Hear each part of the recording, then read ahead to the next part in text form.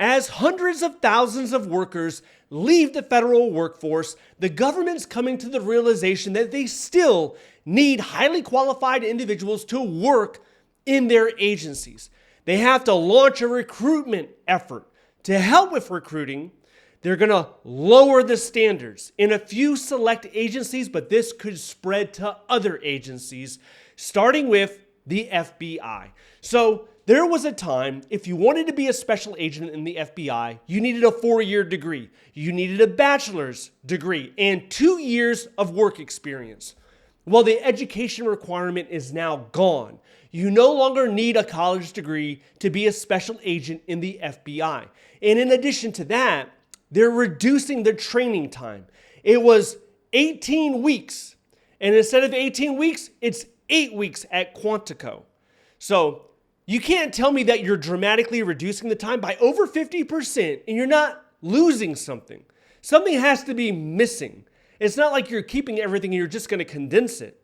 In the military, every hour is accounted for when you're doing your training schedule.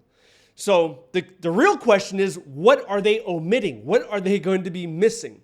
So why is the FBI doing this? One of the reasons is 5,000 people left when it came to the incentives.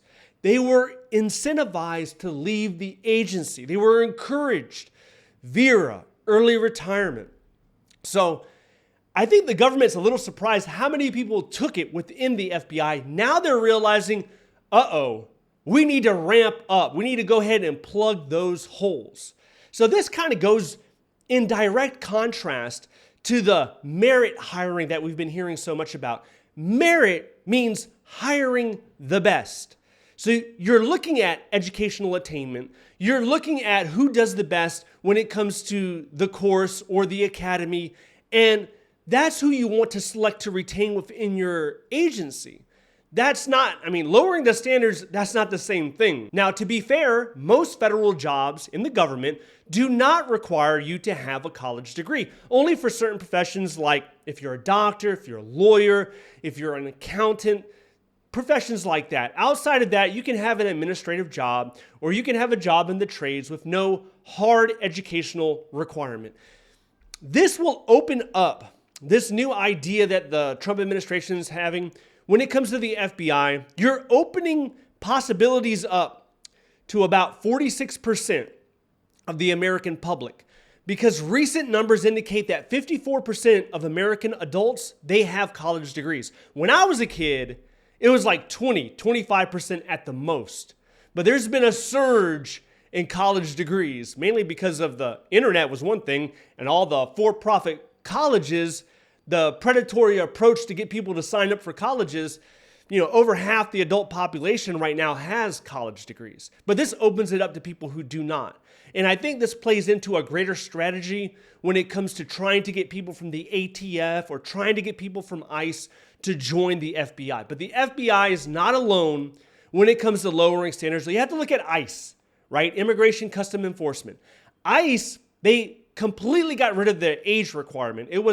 At one time, it was like 22 to 37. Now you could be 18 years old and you can join ICE. Or you could be over 40 years old. Now, this appeals to a lot of people who've had, let's say they had an initial career that spanned 15, 20 years, and now they want to go back in and do another career. So people in their early 40s, still in relatively good shape, and they want to make another career out of it, this could appeal to them. But ICE is also talking about reducing the training time to include removing the Spanish requirement. I think there was like a 5-week Spanish block of instructions to increase your proficiency because you're interacting with people that primarily speak Spanish a lot of the times. So they're getting rid of that. Instead, they're going to be relying on, I don't have my phone near me, the translating app, right? Technology that can take your voice and translate it into a different language. The first thing that I'm thinking about is like Google Translate, an equivalent to that. I'm sure it's the government-approved version of that. So they're going to leverage that technology and remove 5 weeks of instruction. Now, they're pitching this as it's a huge cost saver, and it does. It saves money. But once again, is this tying into your merit model? All right, next is the FAA, the Federal Aviation Administration, What they're doing is largely targeted towards air traffic controllers. And if you've been following along for a while, you understand that the country has been at really low levels when it comes to air traffic controllers. It's not just under this administration. Same thing with Biden, same thing with President Obama. We've been low. It's hard to get them in. So they've actually decided to do away with the way that they categorize the exam. There's an exam called the Air Traffic Skills Exam.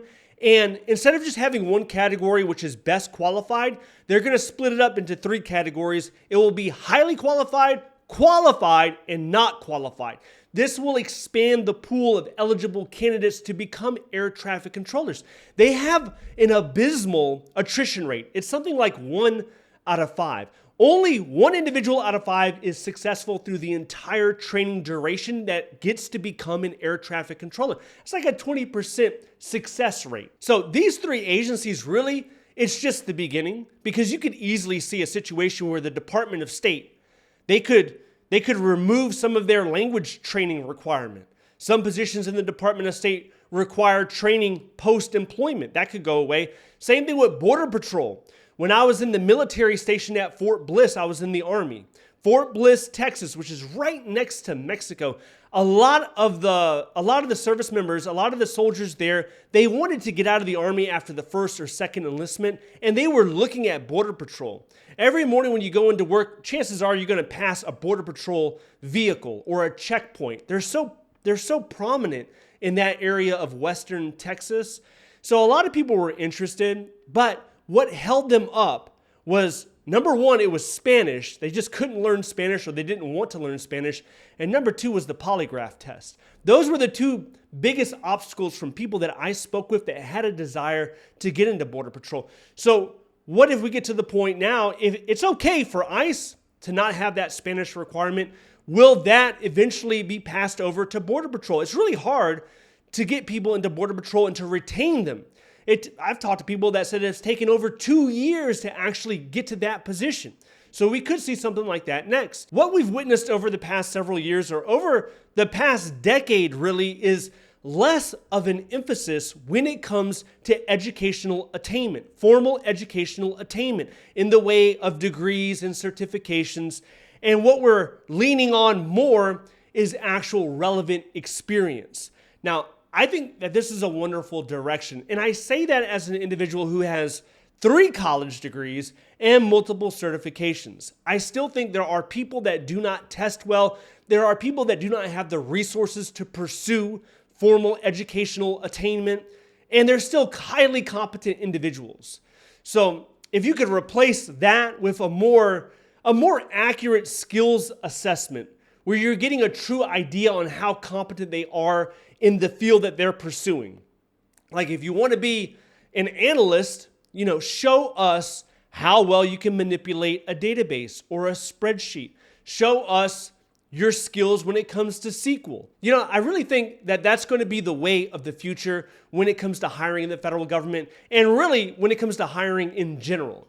Now, in addition to this, speaking about merit, there are new merit policies when it comes to the federal hiring process. It's a little bit ironic that we're discussing agencies lowering their standard, and now for the rest of the federal government, we're trying to increase the standards, so to speak. But these policies are going to impact the way that you find your next federal job. So if you're interested in that, I want you to check this video out next. Stay updated by signing up to the free newsletter down below. Thank you so much for watching. I'll see you in the next one.